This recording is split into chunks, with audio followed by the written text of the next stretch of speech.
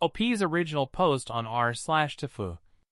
Title: Tafoo by sending my boss a screenshot of me trash-talking him with my coworkers. Alright, buckle up.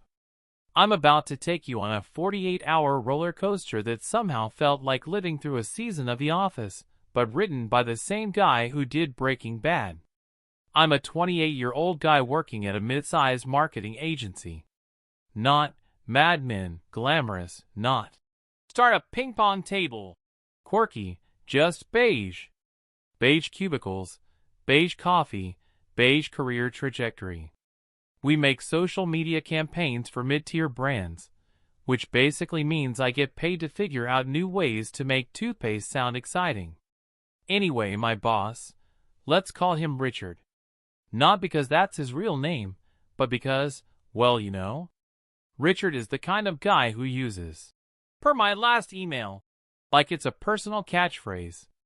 He's not evil, but he has this talent for making every meeting feel like a TED Talk about synergy that nobody asked for. The group chat. Now, here's where it gets dangerous. Our little team has a private Slack channel called The Cool Kids Table. It's me, Sarah, graphic designer, 31, queen of sarcasm, and Jay, copywriter, 26, caffeine addict, possibly a raccoon in a human suit. The name started as a joke, but it turned into our digital safe space, where we send memes, complain about client requests, and occasionally vent about Richard's more ridiculous moments. For example, last Thursday, he gave a 15-minute speech on the psychology of fonts because he read half an article on LinkedIn. I wish I was exaggerating. We roasted him so hard in the chat that my phone nearly overheated. The setup. Fast forward to Friday.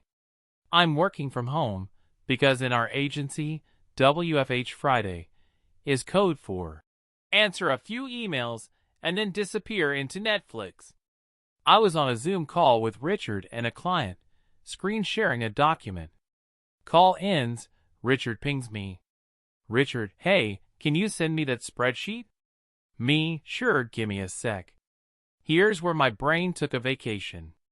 I had the spreadsheet open, but I also had Slack open on my second monitor, specifically a thread from earlier that morning where we were, critiquing Richard's latest, motivational, email. It included gems like, Sarah, does he think he's running NASA? Jay, I printed his email and fed it to my sourdough starter. And me, if he says circle back one more time, I'm circling back to HR. The mistake? I needed to screenshot the spreadsheet. Easy. But instead of clicking on the spreadsheet window, my tired Friday brain took a screenshot of the Slack window. And without checking, why would I? I'm a professional idiot. I dragged that file into the email and hit send. No subject line, no message, just a screenshot attachment. Straight to Richard's inbox. It wasn't until about 2 minutes later, when Slack pinged again and Jay typed, Almeo, did you mean to post this here? That I felt my stomach drop into the earth's core. The realization. You know that thing where your face gets so hot you can hear your own pulse? Yeah. That. I frantically checked my sent folder. There it was. My career obituary, timestamp 2:43 p.m. I had two options. Send a follow-up email explaining it was a mistake, fake my own death, and start a new life as a sheep farmer in New Zealand. I chose option 1. Sort of. My follow-up was, Hi Richard, that was not the correct file. Please disregard. Not exactly Pulitzer material. The wait. No reply. No read receipt. Nothing. I spent the rest of Friday refreshing my inbox like a lab rat hitting the treat lever. Around 4:15 p.m., Richard finally replied, Got it. Let's touch base Monday. 4 words. 4 words. What does that even mean? Touch base for what? My termination? A PowerPoint on the psychology of betrayal. I immediately texted Sarah and Jay. Me, I'm dead. I'm already a ghost. Sarah, okay, but if you're a ghost, can you still finish the banner ad? Jay, bro, just tell him Slack auto-corrected your screenshot.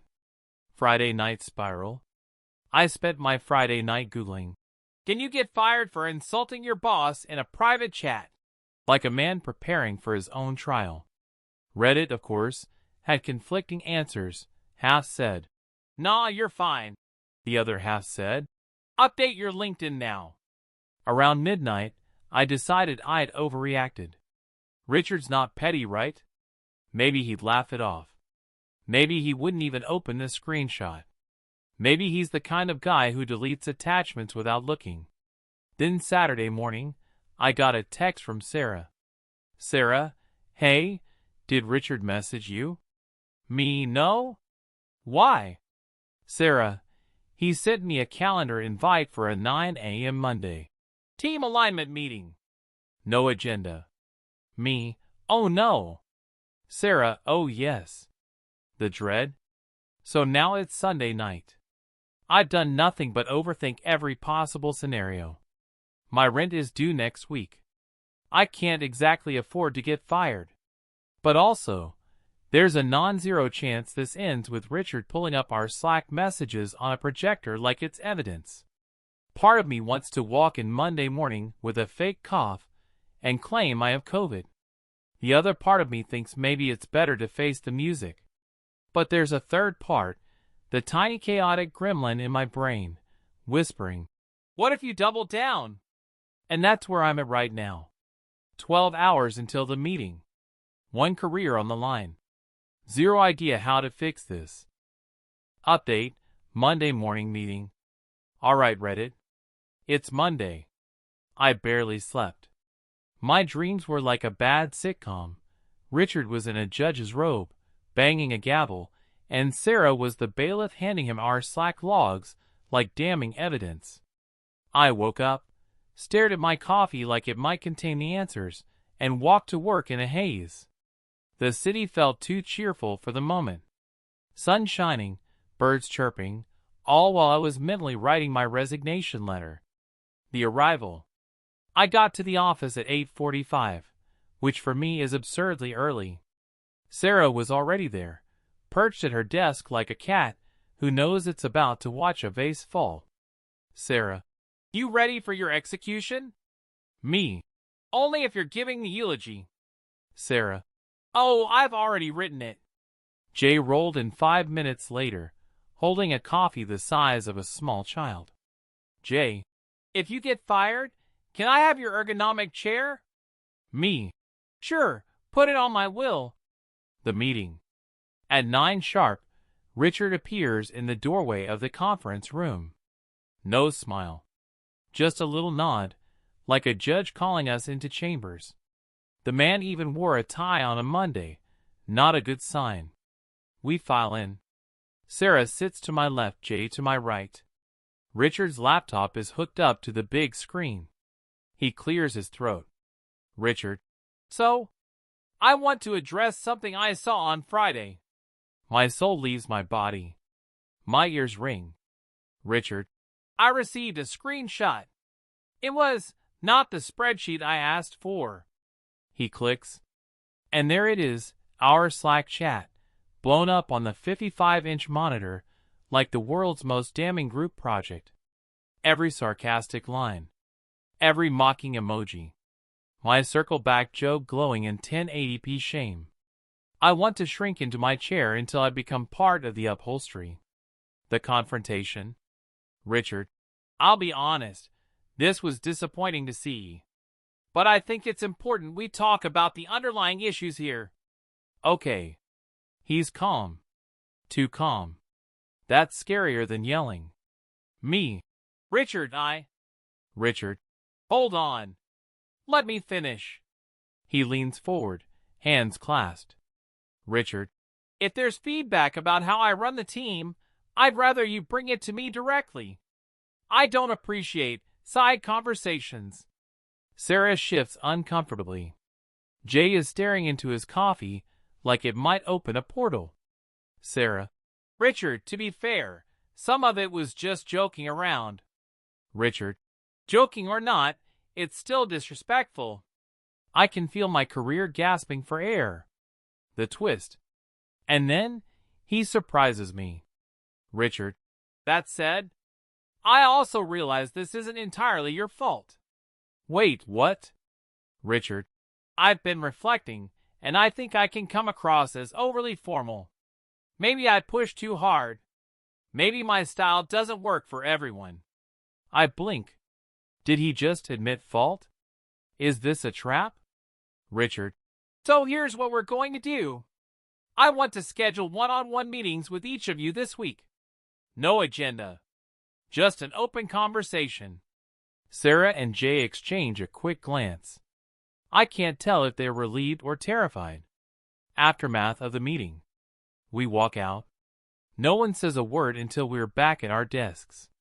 Then Jay whispers, Jay, that was not what I expected.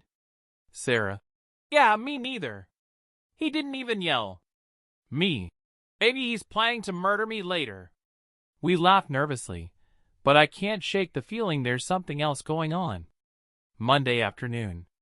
Around 2 p.m., Richard sends me an invite for my open conversation. It's for Wednesday morning. 2 whole days to stew in anxiety. Great. Sarah's invite is for Thursday. Jay's is for Friday. I notice he spaced them out, like he's setting up dominoes. The weird part. Later that day, I get a DM from someone in accounting. Let's call her Maria. We're not close, but we talk sometimes. Maria. Hey, just a heads up. I overheard Richard talking to HR this morning. Me. About me? Maria. About team culture and inappropriate communications. Oh no. Oh no. I thank her and immediately start spiraling again. Was the calm meeting just a formality before HR lowers the hammer? Tuesday paranoia. Tuesday is a blur. Every time Richard walks by my desk, I feel like he's sizing me up. At lunch, I notice him chatting with Karen from HR, both of them looking at a clipboard. Are they compiling my crimes? Are they building a case file titled The Slack Scandal of 2025? That night, I barely eat. I draft 3 different speeches in my head for Wednesday. The sincere apology speech. The defiant, this is unfair speech. The, if I'm going down swinging speech. Wednesday, the one-on-one. I show up to Richard's office at 9 o'clock sharp. He gestures for me to sit. No laptop, no notes, just him and a coffee mug that says, World's Best Boss. I swear, the irony was intentional. Richard, I wanted to start by saying, I don't hold grudges. What happened Friday, I've moved past it. Okay. Promising. Richard, but it did highlight something important, the way our team communicates when I'm not in the room. He pauses. I brace myself. Richard, I know I can be intense. And maybe that's why people feel the need to vent. But I also think there's been a lack of mutual respect. I nod, trying to look like a reasonable adult and not someone who once made a meme of Richard photoshopped onto a Game of Thrones villain. Then he leans in. Richard, I want to rebuild trust, but I also need to know I can count on your loyalty. Something about the word loyalty makes my stomach twist. This isn't just about Friday. Me. You can. I mean, I'm committed to the team. Richard. Good. Because I'm making some changes soon. And I need people I can trust when things get complicated. What does that mean? The bombshell. Then, casually, like he's commenting on the weather. Richard. By the way, keep this between us for now, but there will be a restructure next month. Some people might not have a place here afterward. My brain short-circuits. Is he warning me? Threatening me? Recruiting me? Before I can ask, he smiles, that tight, polite smile bosses use when they're about to end a conversation. Richard. All right. That's all for now. Thanks for your honesty. I walk out of his office in a daze. Sarah immediately pounces. Sarah. Well? Me. I don't know. I think he just told me there's going to be layoffs. Jay. What? We huddle in the break room, whispering like we're plotting a heist. Sarah's meeting is tomorrow. Jay's on Friday. Are we all going to get the same cryptic message? The worry. If there's a restructure, our Slack roasting might have been the perfect excuse to trim the fat. Or maybe Richard actually does want to fix things and keep us around. But that word, loyalty, keeps echoing in my head. The cliffhanger. End of the day, I get a mysterious calendar invite from Richard. Not for a meeting. Just titled, Confidential Project Discussion. Scheduled for next Monday.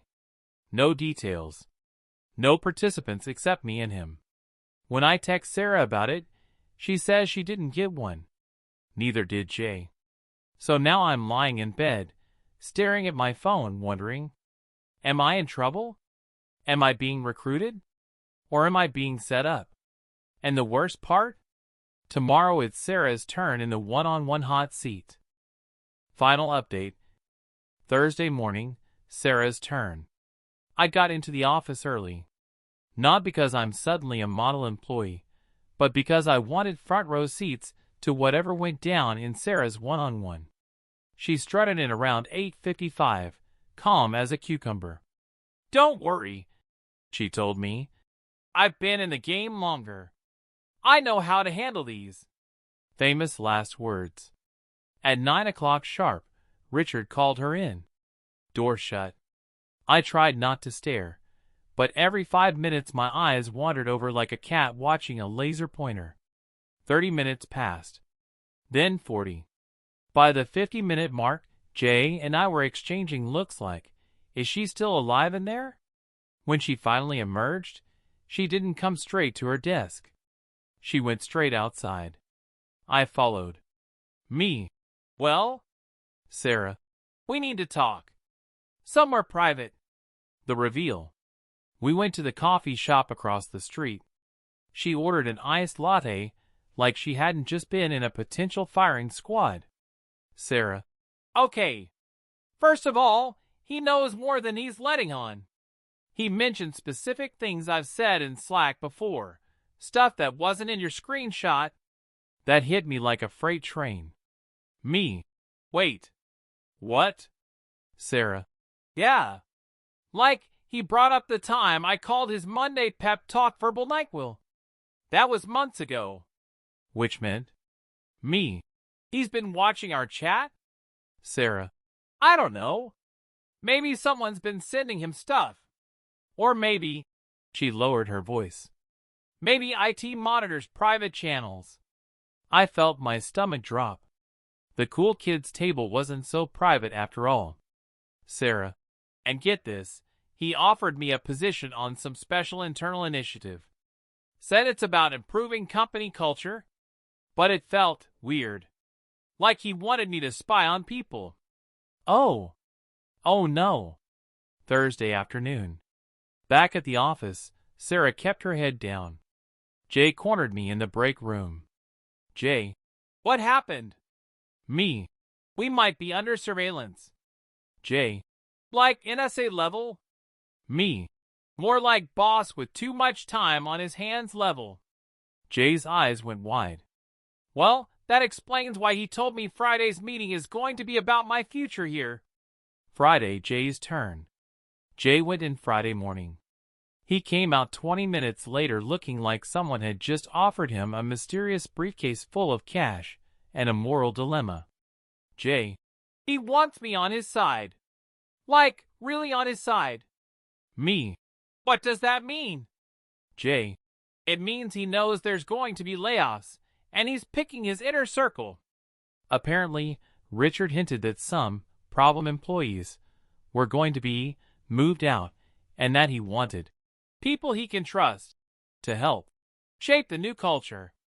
Connecting the dots. So here's where we stood by Friday afternoon. Richard has somehow seen more of our Slack history than just my accidental screenshot.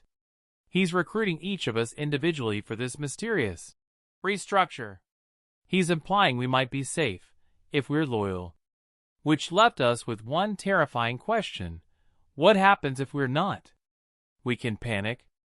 The three of us met Saturday at Sarah's apartment. We laid everything out.